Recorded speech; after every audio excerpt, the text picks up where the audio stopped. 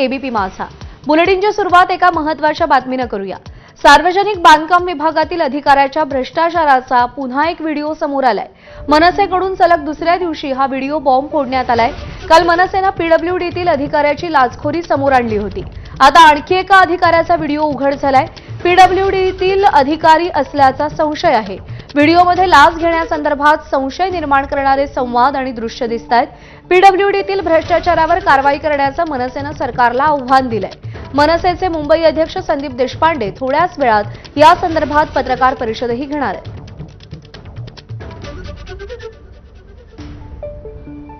बोलो ना साहब, किधर किधर से मैं अरेंजमेंट कर रहा हूँ ना, वो मेरे को मालूम है.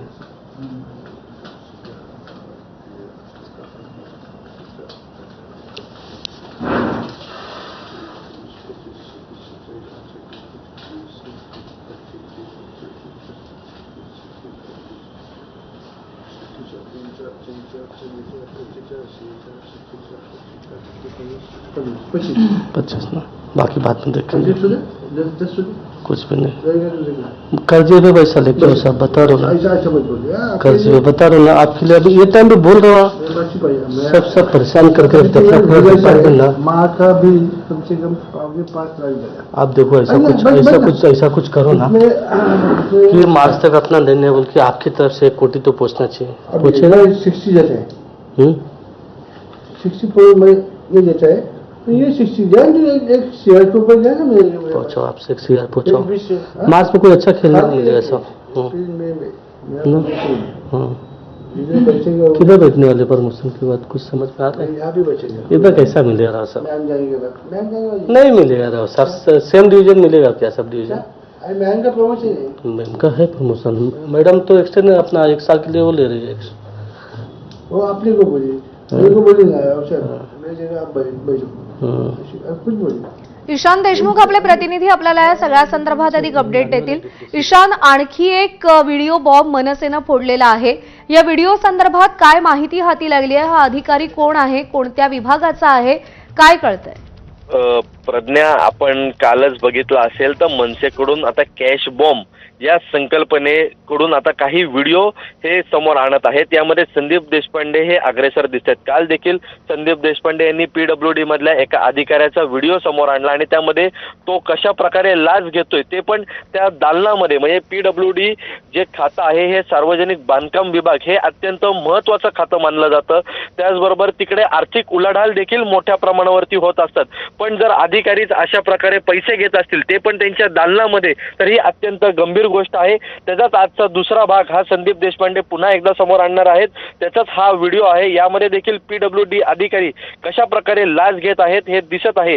आपल्याला माहिती असेल की मुंबईमध्ये पीडब्ल्यूडीची काही महत्त्वाची कार्यालय आहेत. त्यामध्ये वरळी मधलं जे महत्त्वाचं कार्यालय आहे तिकडचा कालचा व्हिडिओ होता. आजचा देखील वरळी मधलाच व्हिडिओ आहे. त्यामुळे आपण बघू शकतो कशा प्रकारे आता त्या व्हिडिओमध्ये देखील आपल्याला नोटांचं बंडल. ईशान, तुला थोडंसं थांबवतोय. स्वतः संदीप देशपांडे आपल्यासोबत आहेत. संदीप देशपांडेजी नमस्कार. सलग दुसऱ्या दिवशी तुम्ही पीडब्ल्यूडीच्या अधिकाऱ्याचा लाच घेतानाचा व्हिडिओ समोर आणलाय. अत्यंत गंभीर प्रकार सुरू आहेत. काय अपेक्षा आहे आपली सरकारकडून? फक्त मी थोडं करेक्शन करतो की हा वरळीचा नाही, हा कुर्ला डिव्हिजनचा व्हिडिओ आहे. आणि ते कुर्ला डिव्हिजनचे उपअभियंता आहेत.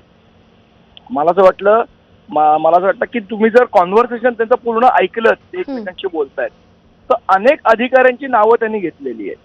डीपीडीसी मधनं फंड आणण्यासाठी कोणाला तरी 25,000 रुपये दिल्याचा उल्लेखही त्याच्यामध्ये आहे. कोणतरी पी काळे म्हणून त्यांना आम्ही 25,000 दिले आणि मग डीपीडीसी मधनं फंड आणलाय.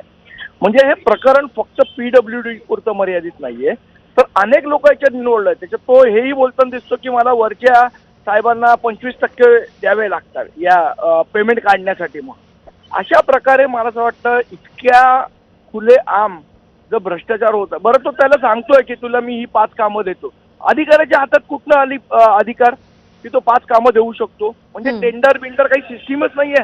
अधिकाऱ्याला वाटेल मी 5 कामं ह्याला देतो तो देऊ शकणार आहे आणि त्याचे तो पैसे घेतोय. असं आहे. म्हातारी मेल्याचं दुःख नाही, काळ चुकवतोय. या पद्धतीने एवढ्या ओपनली जो सांगतोय की ही 5 कामं तुला दिली म्हणजे तुला 1,20,00,000ची कामं मी देतो, पण माझ्या प्रमोशनच्या वेळेला तुम्हाला पैसे दिले पाहिजे. म्हणजे हा भ्रष्टाचार कुठपर्यंत पोखरला गेला आहे मला वाटतं हे ह्याच्यामध्ये दिसून येतं. या सगळ्यामध्ये प्रश्न हा पडतो की मग लाचलुचपत प्रतिबंधक विभाग नेमकं काय करतो, या सगळ्या प्रकरणांकडे त्यांचं लक्ष कसं जात नाही? काल मला असं वाटतं की कालचा जो व्हिडिओ होता त्याच्यानंतर तुम्ही सांगताय की आम्ही डिपार्टमेंटल चौकशी करू. का डिपार्टमेंटल चौकशी करू? एवढा ओपन जर आम्ही पुरावे देतोय, तुम्ही का लुचपत खात्याकडे तुम्ही याची FIR नोंदवत नाही? PWD खातं का त्यांच्यामार्फत याची चौकशी करायला लावत नाही? संदीप देशपांडेजी, आभार आपले, आपण सविस्तर प्रतिक्रिया दिलीत त्यासाठी. आणि या सगळ्या संदर्भात ईशान देशमुख आपल्याला अपडेट देत होते. ईशान, तुझेही आभार. आणि अखेर महाविकास आघाडीमध्ये मनसेचा